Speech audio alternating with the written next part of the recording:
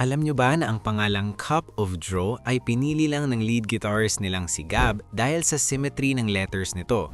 3 letters sa cup, 2 sa of, at 3 ulit sa Joe. 3, 2, 3. Very symmetrical at madaling tandaan. Actually, wala talagang malalim na meaning yan nung una. Pero ngayon, yung Joe na yan ay hindi na lang basta ordinaryong pangalan.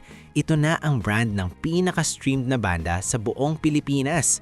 Mula sa pagiging mga estudyanteng nag-aaral ng dentistry at engineering sa Baguio hanggang sa pagiging kauna-unahang Pinoy band na pumasok sa Billboard Global 200, ang kwento nila ay isang literal na blueprint kung paano i-turn ang simpleng passion into a massive business empire. Sa video na ito, hihimayin natin ang biography, business mentality at ang sekreto sa likod ng bilyong-bilyong streams ng Cup of Joe. Detail natin yung mga brand endorsements nila, yung mga struggles noong nagsisimula pa lang sila, at syempre, sasagutin natin ang tanong ng marami. Gaano nga ba sila kayaman ngayon? Ang kwento ng Cup of Joe ay nagsimula noong August 2018 sa St. Louis University Laboratory High School sa Baguio City.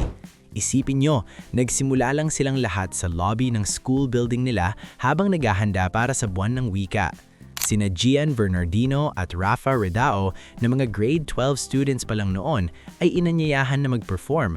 Dahil kailangan nila ng banda, doon lang nila nakilala at hinila ang iba pang members na sina Gab Fernandez, CJ Fernandez at Zen Gareza.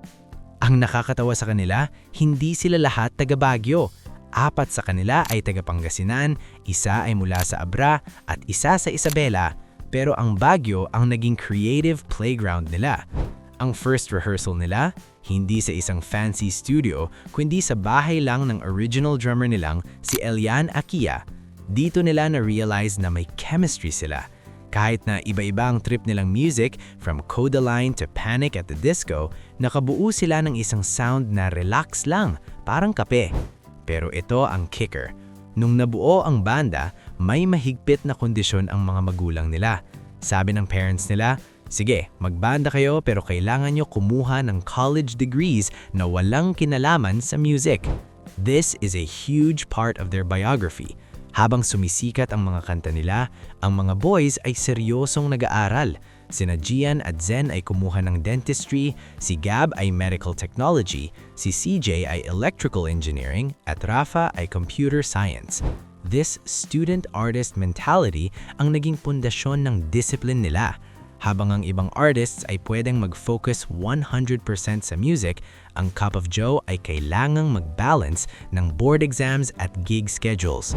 Nag-aaral sila sa umaga sa Baguio tapos bibiyahe ng 6 na oras papuntang Manila para sa gig sa gabi at babalik ulit sa Baguio para pumasok sa klase kinabukasan.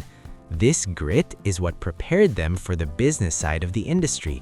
Hindi lang sila musicians, they are professional multitaskers.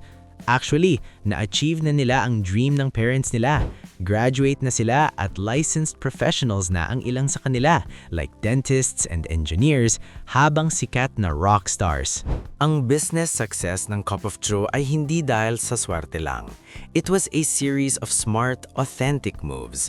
Ang first single nilang Nag-iisang Muli ay in-upload lang nila sa Spotify at Facebook for fun noong 2018 as a high school graduation memory. Hindi nila alam, ang algorithm sa Metro Manila listeners ay mapapansin ito. Within months, yung kanta na bankrolled lang ng parents at friends nila ay naging viral hit. Dito na pumasok ang Viva Records noong 2019. Ang business strategy nila ay simple pero genius. Branding through experience.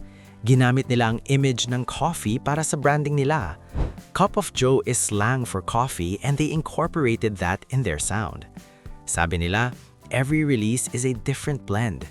May acoustic vibes like Cinderella, may retro pop like Alas 12, at may chart-dominating synth-pop like Multo.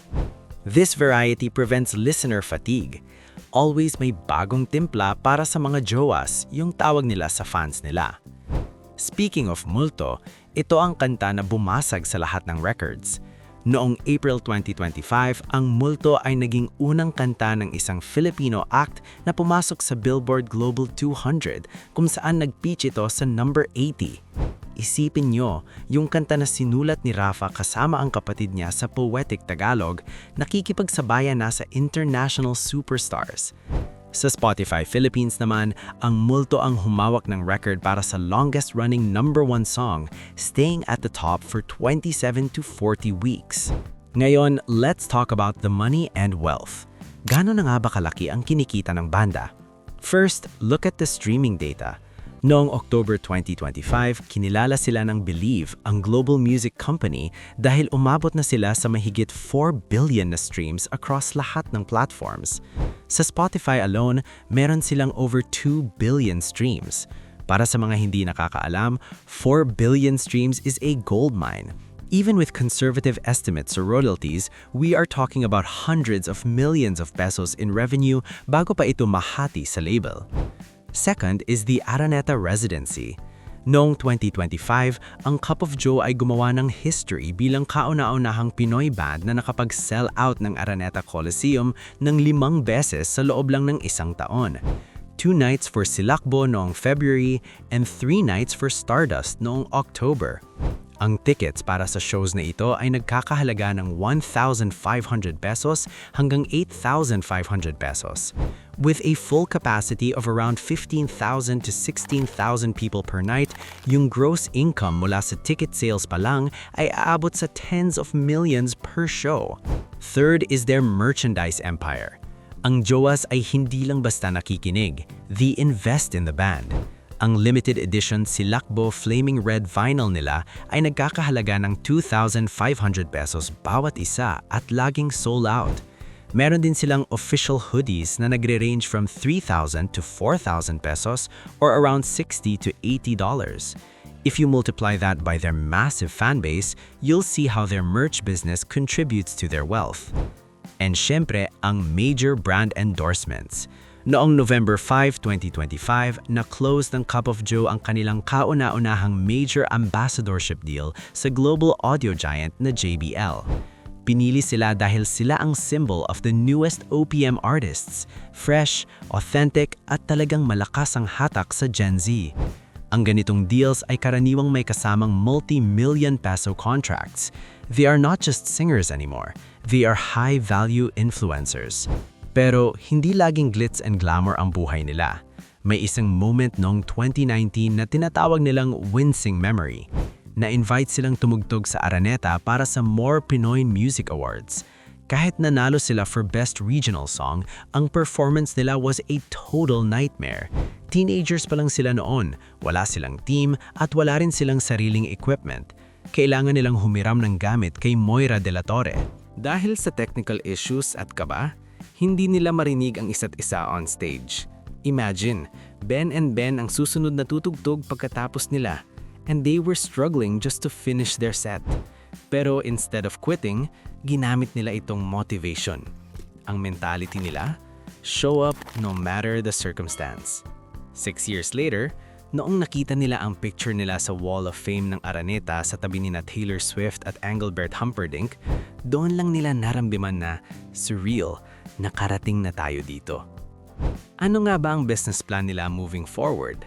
Ngayong 2026, ang Stardust World Tour nila ay pupunta na sa Qatar, Singapore, USA, Canada, Abu Dhabi at Dubai.